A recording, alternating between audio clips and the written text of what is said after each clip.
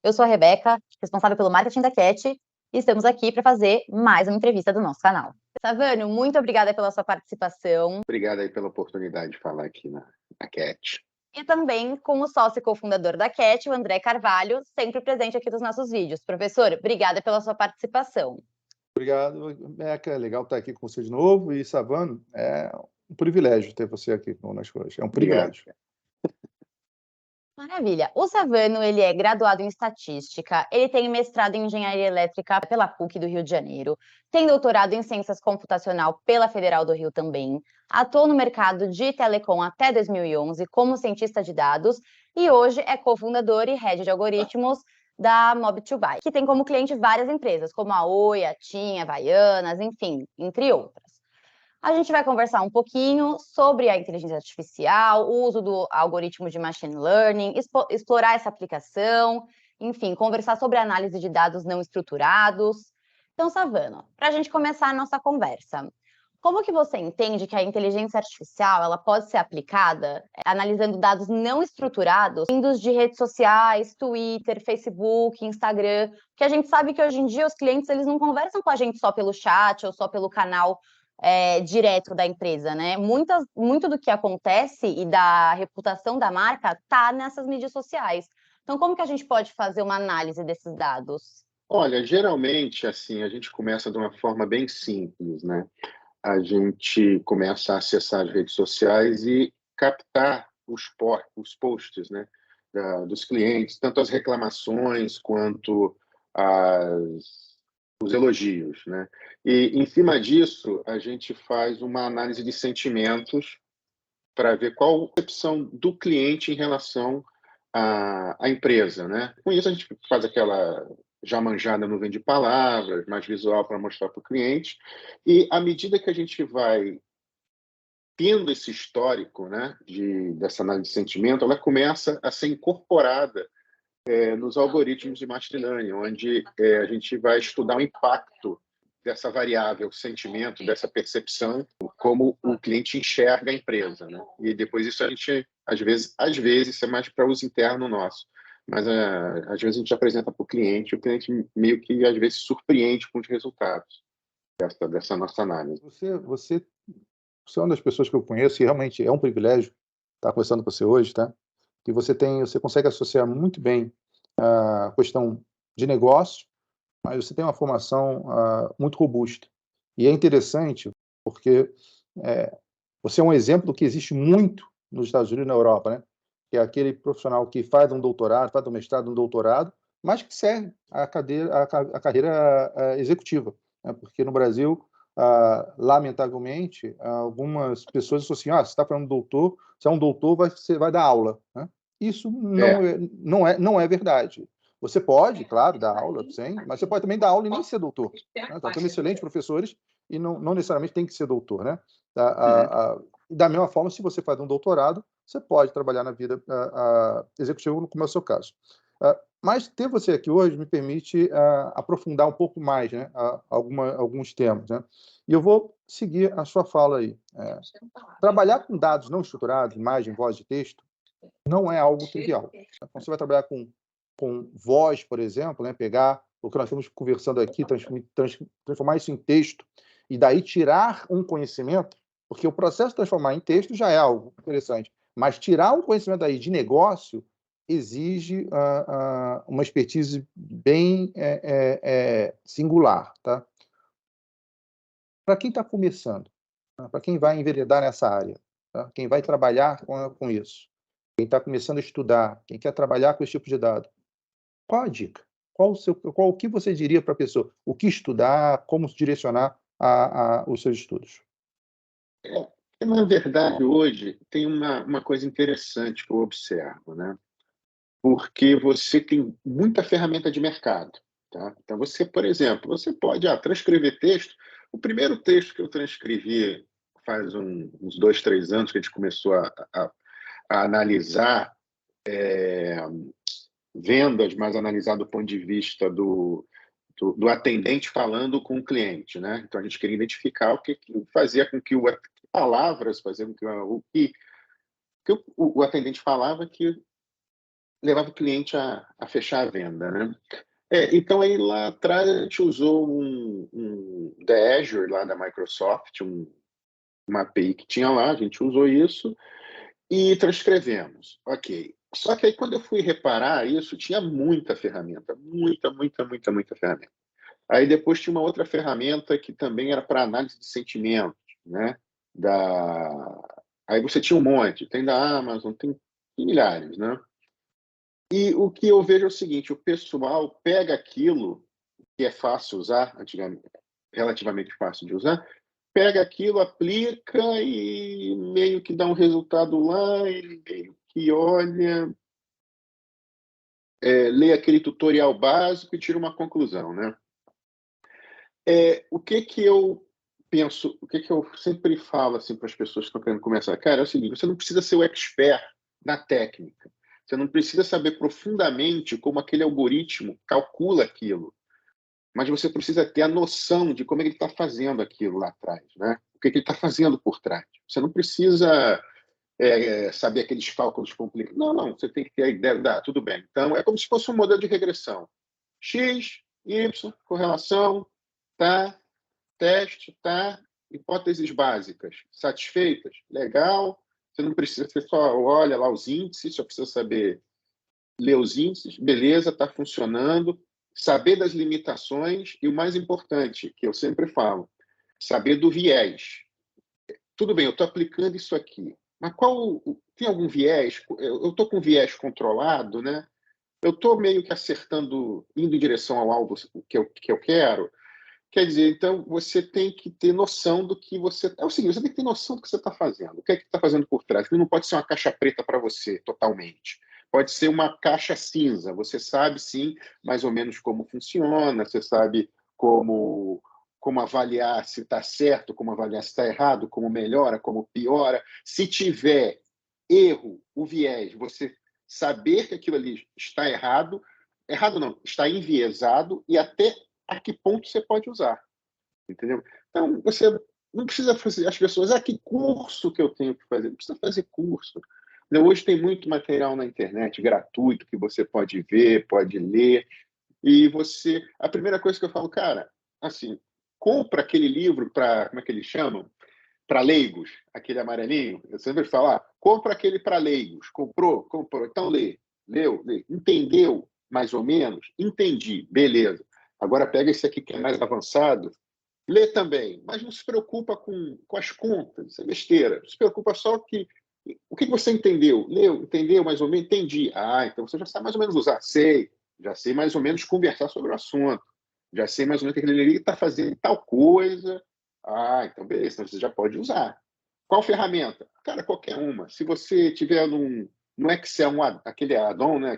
Tiver um plugin no Excel que faz, cara, não interessa a ferramenta, o que interessa é você saber o que você está fazendo. Você pode até fazer numa HP. Então, não tem problema nenhum, entendeu? É isso que eu sempre falo para as pessoas que estão começando. Eu vou pegar um ponto agora que você falou. Tem um tema que é interessante quando você fala de machine learning, inteligência artificial, de algoritmos, né? Dados ruins entram, não tem mágica. O resultado vai ser ruim. Tá? Se você tem uma massa de dados, se você escolheu a massa de dados de uma forma inapropriada, você condenou praticamente o seu trabalho. Tá? Você não tem mágica para transformar aquela amostra ruim em algo que dê um resultado positivo. Tá? Então, o processo de seleção de amostragem, o tratamento de dados, antes de iniciar o trabalho, é fundamental. E ele, muitas vezes, é um trabalho chato. Né? E a seleção da amostra é um trabalho que, às vezes, a pessoa faz de qualquer forma.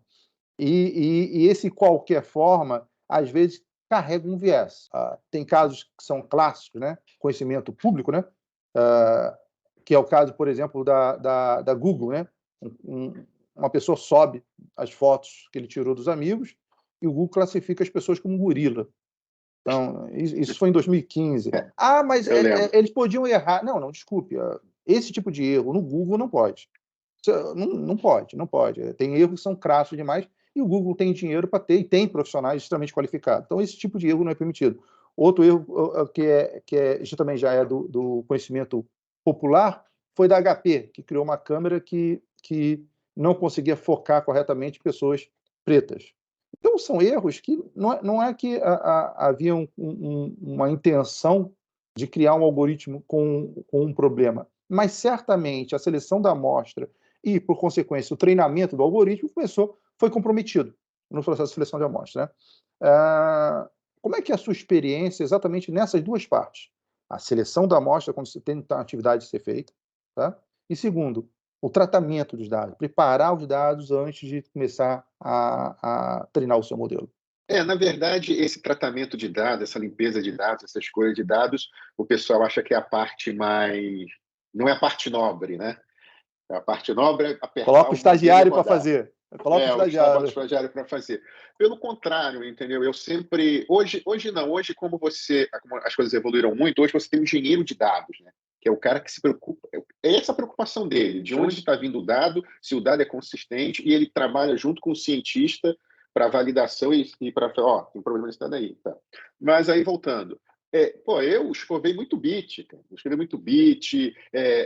Assim, até hoje, quando a gente vai fazer um modelo, quem mete a mão mesmo, assim, se eu puder, eu meto a mão e eu mesmo faço. Eu vou lá no banco de dados, eu seleciono, eu vejo, eu analiso, eu faço aquela estatística básica, faço uma uma análise exploratória de dados e vejo, esse dado está estranho, essa coisa não... Ou seja, esse trabalho é 99% do resultado lá se esse modelo vai ser bom ou não. Porque, como eu te falei, tem muita ferramenta hoje. Se você seleciona bem a sua amostra, você conhece bem os seus dados, você chega lá, põe lá no algoritmo, aperta o botão, roda aí. Aí ele roda, te cospe milhares de saídas, milhares de indicadores, você olha, beleza, meu modelo está bom, vamos embora. Então, quer dizer, a parte de fazer o modelo, né, de rodar o modelo, que seria o que o pessoal acha a parte mais nobre, né? Porque tem muita gente que fala, não, eu sou cientista de dados, eu vim aqui para fazer modelos, não vim aqui para, como é que é o nome? Extrair dados de base, ficar analisando base. Aí você fala, mas filho, se você não souber o que você está... Se você não conhecer os seus dados, como é que você vai fazer modelo? Você vai sem saber o que vai estar cuspindo ali, entendeu? Então, quer dizer, tem essa... de vez em quando aparece algumas pessoas assim, ainda mais no mercado competitivo como o nosso, que tem muita gente querendo entrar e entrando, você vai ter que conhecer o processo de ponta a ponta. Metade do processo não dá para você conhecer. Então, ter esses desafios aí com o pessoal que está entrando. Bem novo, né? Sensacional, Savana. Te ouvir é sensacional. Eu concordo plenamente, tenho a mesma visão que você. Os profissionais eles ficam tão empolgados em trabalhar com os algoritmos, né, em treinar, e eu já fui professor de MBA, de inteligência artificial, de Big Data, e o pessoal ficava, né, apaixonado em querer aprender a maior quantidade de algoritmos possíveis e mexer nas diferentes nuvens, né? Eu quero mexer na AWS, quero mexer no Azure, quero mexer no Google. E, cara, é legal, realmente isso tem sex appeal, mas os dados são o que é de mais importante. Eu quero te fazer uma pergunta agora, Savana, é uma pergunta, mais uma reflexão. Você tem uma experiência importante e eu gostaria de fazer uma reflexão com você aqui, tá? A tecnologia vem avançando, né? Existem as hypes que vão aparecendo e sumindo, né? Nós falamos, né? Se nós voltarmos a 4 anos atrás, só se falávamos de NFT e criptomoedas. Né? E depois veio metaverso, tudo era metaverso, e aí os dois já diminuíram, e agora só se fala em inteligência artificial generativa. Mas existe uma outra inovação aparecendo, que ela pode vir a causar um impacto muito interessante, né? Que são o que se chama os copilots, né? Hoje você consegue criar um código e a máquina vai te ajudando a escrever o código, ou seja, ela vai te ajudando te indicando qual seria a próxima linha de código. Isso aumenta muito a produtividade. Existe, não sei o quanto você está acompanhando, mas você sabe que eu tenho um viés também de acadêmico, né? Sou professor, e existe hoje vários softwares que ajudam a escrever um artigo científico. Então, tem softwares que eles leem os artigos científicos e já te dão um resumo. Existe outro software que coloca o artigo científico em áudio, ou seja, você não precisa nem ler, você vai escutar o artigo científico. Então, isso aumenta a produtividade brutal de um pesquisador. Então, agora, muitos desses softwares são pagos. A universidade tem que pagar. que é uma universidade que tem dinheiro, permite que o seu pesquisador, o seu professor pesquisador, tenha uma vantagem que outros que não têm essa tecnologia não possuem. Da mesma forma, um programador que não usa o Copilot tem uma vantagem de produzir códigos mais eficientes e numa velocidade maior do que aqueles que não possuem. Então, a tecnologia vai criando também uma assimetria, né? Alguns, você tem um conhecimento, mas alguns vão sendo mais produtivos do que outros, ou têm possibilidade de ser mais produtivos do que outros, né? Como é que você vê aí essa construção de algoritmos e que seja assessorado por um outro algoritmo? Será que nós podemos criar vieses que nem perceber que esses vieses estão sendo construídos? Como é que você vê isso? Não, na verdade, o que acontece, a experiência que a gente tem aqui, tá? Inclusive eu também já fiz isso. Você, para códigos simples, coisas rápidas, tipo assim, quero fazer uma consulta num banco de dados para fazer tal consulta que faça tal coisa. Você chega lá, o chat GPT mesmo, faz isso aí para mim. Ele pega, escreve, você olha, beleza, é isso que eu quero. Então, hoje em dia, para códigos simples, isso aí funciona, que é uma maravilha. Você está precisando fazer coisa rápida e simples, você põe lá no chat GPT o que você precisa, ou no Copilot, ele escreve para você, você cola lá e vamos embora, né? Quando você começa a ter coisas mais querer fazer coisas mais complicadas, mais sofisticadas e coisas novas, você até pede para ele escrever. Ele vai escrever um código para você. Aí você olha, aí você tem que analisar aquele código. Isso já aconteceu. Aí a gente já analisou e falou: não, esse código é isso, vai fazer, mas não está legal, não está otimizado. Aí a gente chega para ele e fala: o chat, otimiza esse código aí para mim ainda mais. Aí ele pega e otimiza ainda mais. Aí a gente olha e fala: não, tá legal, mas ainda não está do jeito que não está azeitado do jeito que a gente quer. Aí a gente pega aquilo e debuga, vai debugando, vai testando e nós mesmos vamos modificando. Ou seja, ele ajudou a fazer, é como se ele fosse o artista principal e nós fôssemos os artefinalistas. Ele faz lá o boneco, faz o boneco todo bonitinho, aí a gente pega e melhora o boneco e vai melhorando e vai afinando o que a gente quer, o que a gente não quer, isso aqui, beleza. Tá feito. Pode também gerar problema o seguinte: você faz o seu código lá complicado lá no algoritmo esse que gera código, e se vier um bug? E você vai demorar muito mais tempo para descobrir, né? Porque ele pode ter usado por exemplo, um bug não no código, mas na lógica. Aí que está o problema, não foi nem a sua lógica, né? Esse é o ponto que eu queria pegar, Savano, desculpe te cortar, mas você pegou um veio poderoso e eu quero explorar ele, gostaria de ouvir mais de você aqui, tá? Porque esse é um ponto importante. Eu também já fiz alguns testes, tá? De pedir alguns códigos, né? Em várias, né? Não só no ChatGPT, mas em outras fontes, e ele me fornece um código. Mas se você não souber ler, entender o que ele está fazendo e somente implantar, ele pode, entre aspas, até funcionar. Esse entre aspas, porque ele vai te entregar eventualmente um resultado esperado. Mas você nem consegue saber se aquele resultado esperado, se vier uma anomalia, né, se vier um erro, né, se aquilo está dentro, né, da sua especificação, né, do seu intervalo de confiança que você pode aceitar aquele erro, ou se é um problema no código. Então, e aí eu vou colocar entre aspas, esse acreditar, né, que aquele código gerado ele é suficiente, pode ser uma armadilha? Sim, sim, com certeza. Pode até incluir aquele viés do Google. Você vai pegar lá para reconhecer faces de pessoas e vai falar, essas pessoas aqui são gorilas, entendeu?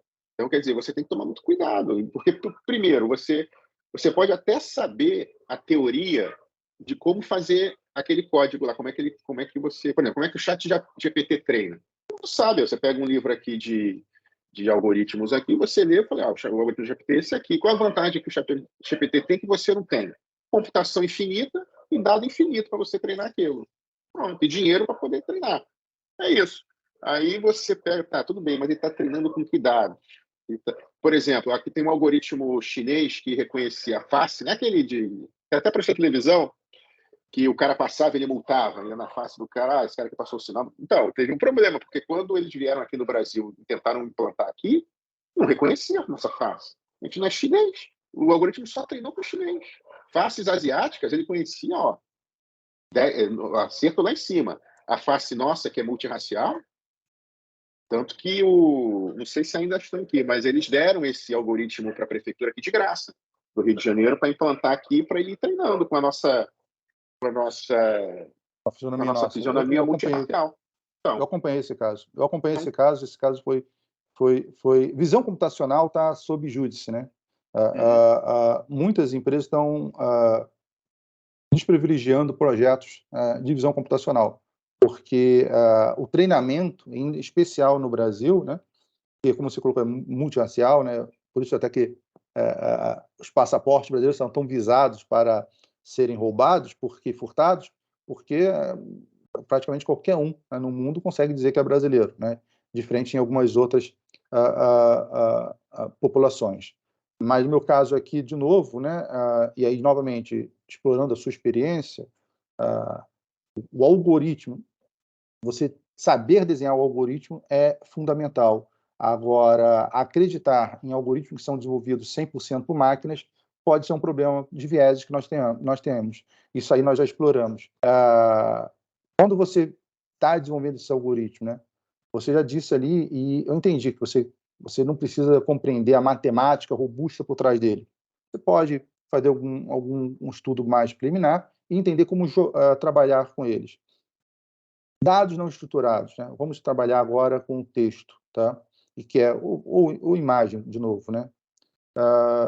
Na sua experiência, Savana, e agora é mais uma provocação, será que nesses casos de dados não estruturados seria necessário um pouco mais de profundidade no desenvolvimento desses algoritmos? Será que esse conhecimento mais básico que, de novo, eu não estou aqui querendo dizer que um é mais importante do que o outro, melhor do que o outro, não quero fazer julgamento de valor, mas quando você vai fazer um modelo de risco de crédito, tá?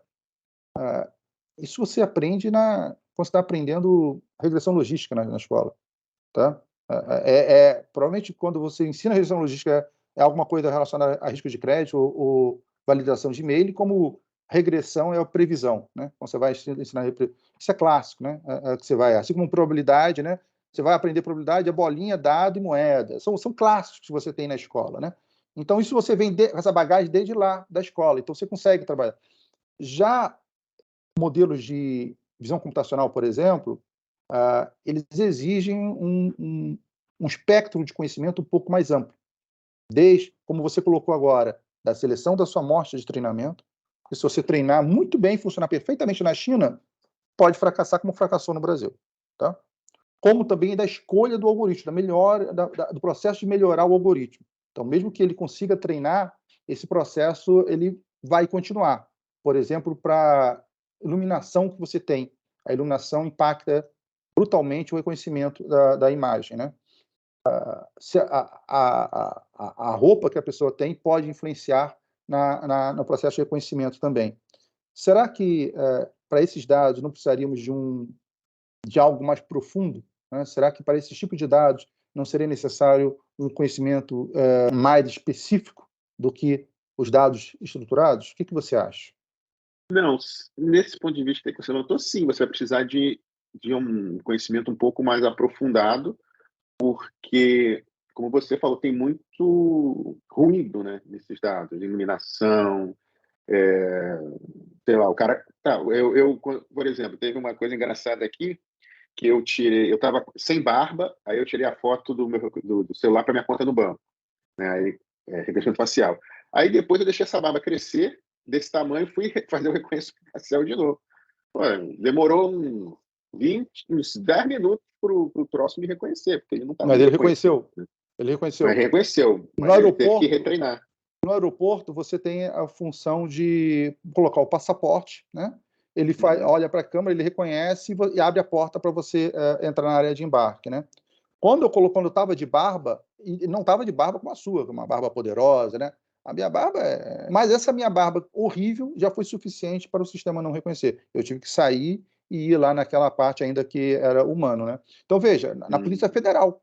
E uma barba bastante medíocre, né? Já foi o suficiente para o sistema não me reconhecer e não dizer, cara, não é você que está na foto do passaporte. Então, veja, não é nem iluminação, é meramente estar ou não com barba, né? Já foi o suficiente para o sistema não reconhecer. E da Polícia Federal, Não é nenhum sistema que você vai dizer, mas esse sisteminha é de uma empresa, Do querendo estagiário, isso desqualificar. aqui foi o estagiário que Querendo fez. desqualificar. Não é o caso, não é o caso. É o da Polícia Federal na hora do embarque, né, do aeroporto internacional. Já foi o suficiente para ele dizer, não é você, não estou reconhecendo você. O sistema de visão computacional, de texto e voz, não é só matemática. Tem um lado social, tem um lado antropológico, que você tem que capturar e considerar no seu modelo. Porque senão você comete erros tolos, eu posso dizer, uma palavra forte, né, dos chineses. Né? Pegar um modelo treinado na China e querer colocar no Brasil, não é conhecer o seu cliente. Né? Eles não conheciam o seu cliente, que é o Brasil. Falaram, não, vamos lá que vai dar certo. Eles tiveram que vir aqui fracassar para aprender algo que deveria ser. E fracassaram feio, né? A taxa de acerto foi lá embaixo. Tanto que acho que tinha um pessoal aqui da Guarda Municipal que você tinha reconhecimento das pessoas procuradas pela justiça, né? Aí o que acontecia? O algoritmo ia lá, reconhecia, mas o policial ele tinha que ir aqui, pegar uma foto do cara e bater. Falei, não, é ele mesmo. Mas aí estão treinando o algoritmo, né? A gente sabe que o futuro é do machine learning, da inteligência artificial, né, Savano? Não tem como a gente imaginar um outro tipo de meio, né? Então, o que a gente sempre busca aqui na CAT, conversar sobre as inovações, sobre tecnologia, trazer as ciências de dados, justamente para isso não ser uma caixa preta, né? Como você falou, ser algo mais transparente. Muito legal te receber no nosso canal, muitíssimo obrigada, foi um prazer conversar com você. Obrigado. E a gente sempre termina nosso bate-papo dizendo que não dá tempo da gente conversar tudo que a gente planeja, então a gente quer sempre trazer nossos convidados de novo, mas é sempre muito rico, então muitíssimo obrigada. Obrigado aí pela oportunidade, obrigado aí, André, pelo reencontro, obrigado aí a Cat aí pela oportunidade. Maravilha, obrigada, professor, por mais uma vez estar aqui no nosso canal. Obrigado, Rebeca. E, Savano, certamente vamos voltar a convidar você, porque temos muito ainda a ouvir você. Né? Obrigado. Gostou do nosso bate-papo? Então já se inscreve no nosso canal, liga aqui o sininho para não perder nenhum vídeo novo e segue a Cat em todas as redes sociais, que a gente sempre falando sobre inovação, tecnologia, ciência de dados e trazendo um convidado especial aqui.